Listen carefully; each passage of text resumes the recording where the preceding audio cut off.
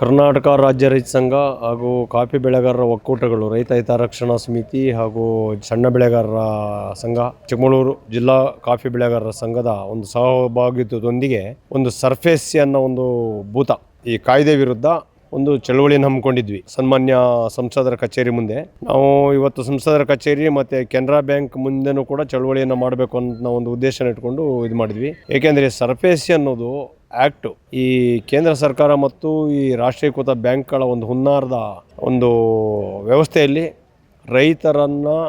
ರೈತರ ಕುಟುಂಬಗಳಿಗೆ ಮರಣ ಶಾಸನ ಬರೆಯುವಂಥ ಒಂದು ಕಾಯ್ದೆಯಾಗಿದೆ.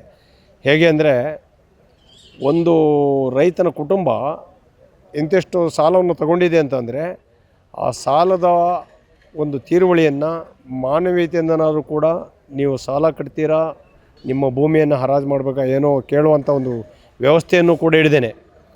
ಆನ್ಲೈನ್ ಮುಖಾಂತರ ಎಲ್ಲೋ ಇರ್ತಾರೆ, ಆ ರೈತನಿಗೆ ಗೊತ್ತೇ ಇರೋದಿಲ್ಲ, ಅವನ ಭೂಮಿ ಹರಾಜಾಗುವಂಥ ಒಂದು ಪ್ರಕ್ರಿಯೆ ಗೊತ್ತಿರೋದಿಲ್ಲ. ಈ ದೇಶದ ಕಾನೂನು ಏನು ಹೇಳುತ್ತೆ ಅಂದರೆ, ನಮ್ಮ ಸಂವಿಧಾನ ಒಬ್ಬ ಕೊಲೆಗಾರನಿಗೂ ಕೂಡ ನಿನ್ನ ಕೊನೆ ಆಸೆ ಏನಪ್ಪ ಅಂತ ಕೇಳ್ತಾರೆ.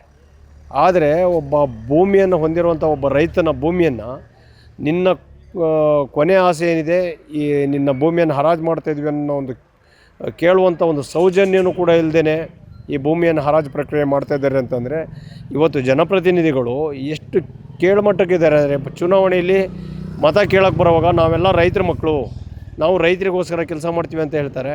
ಆದರೆ ಚುನಾವಣೆಯಿಂದ ಗೆದ್ದ ನಂತರ ಇವರು ರೈತರನ್ನ ಮರೀತಾರೆ.